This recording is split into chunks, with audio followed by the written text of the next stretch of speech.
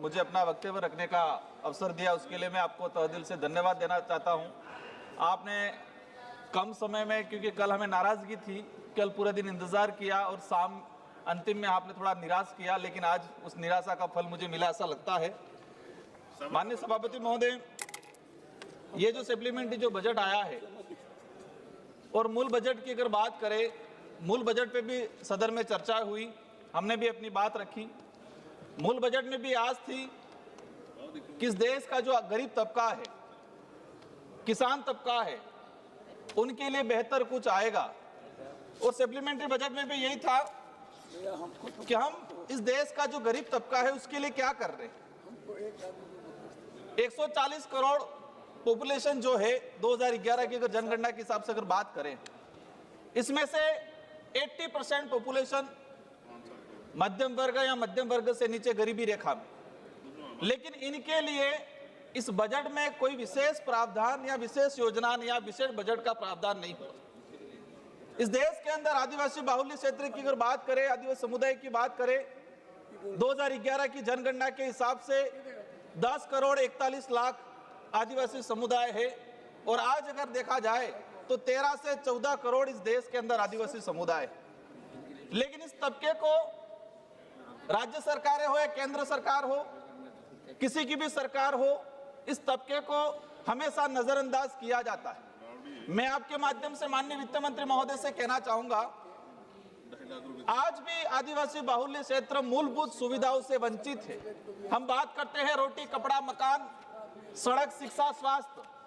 आज भी आदिवासी बाहुल्य राजस्थान, मध्य प्रदेश, गुजरात, छत्तीसगढ़ कई ऐसे इलाके हैं जहां पर उस गांवों में सड़क नहीं है, स्वास्थ्य सुविधा नहीं है, पढ़ने के लिए शिक्षा नहीं, विद्यालय नहीं है। अगर विद्यालय है तो कागजों में है, उसका भवन नहीं है, और भवन है तो वहां टीचर नहीं है, और टीचर है तो गवर्नमेंट इतना उसको मतलब कहे कि गैर शैक्षणिक कार्य दे दी जाती है, वो पढ़ा नहीं पाता। मैं मूल रूप से कहना चाहूंगा, रोजगार गारंटी योजना, रोजगार गारंटी योजना आदिवासी, दलित, पिछड़ा जो गरीब तबका है उसको जीवन यापन करने का सबसे बड़ा सहारा था। अभी कहा जा रहा है कि जी राम जी लाया जा रहा है, 100 दिन से 125 दिन किए जा रहे हैं। मैं जानना चाहूंगा कि आज ये भाजपा सरकार आने के बाद मेरा संसदीय क्षेत्र बांसवाड़ा, डूंगरपुर सहित पूरे देश के आदिवासी पिछड़ा इलाका के अंदर कितने लोगों को 100 दिन का रोजगार दिया गया।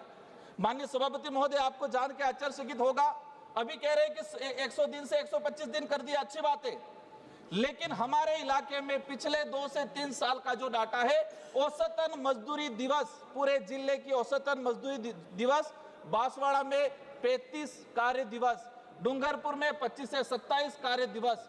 मतलब बात करें मेरे जिले के अंदर 3.5 लाख जॉब कार्ड है, इसमें से मात्र 2500 लोगों के 100 दिन पूरे हुए। मतलब 1% लोगों के भी 100 दिन का कार्य रोजगार नहीं दिया गया, और कह रहे हैं कि 100 दिन से 125 दिन कर दिया गया।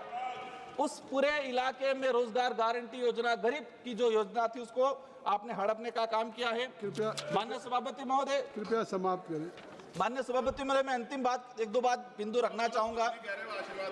ये मेरा जो संसदीय क्षेत्र बांसवाड़ा है, बांसवाड़ा से एक स्पीच वायरल हुआ था प्रधानमंत्री महोदय का।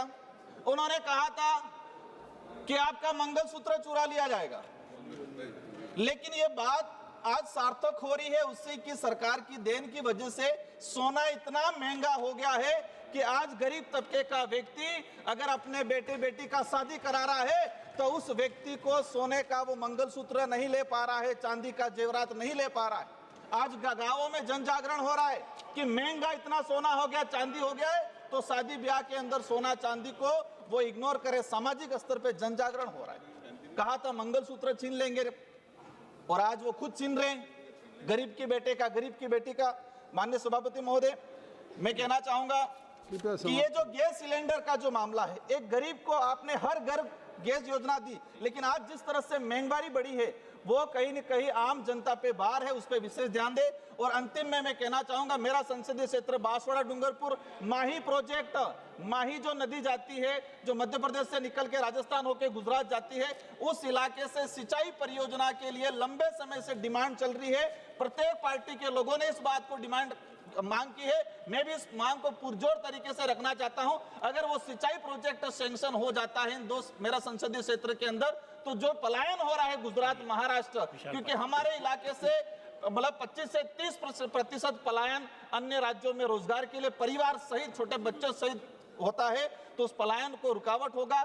दूसरा, शिक्षा के क्षेत्र में आदिवासी बाहुल्य क्षेत्र के अंदर माननीय वित्त मंत्री महोदय आपसे अनुरोध है कि एजुकेशन ही उस समुदाय को आगे ला सकता है, तो एजुकेशन पे विशेष प्रावधान किया जाए। एजुकेशन के लिए आदिवासी एरिया जो है उसको आइडेंटिफाई करके अलग से स्पेशल बजट देके एजुकेशन के सेक्टर में उनको भौतिक सुविधा हो, टीचर हो, और विशेषकर दूसरा बिंदु है सिकल सेल एक बीमारी आदिवासियों के अंदर अनुवांशिक बीमारी आई है, स्वास्थ्य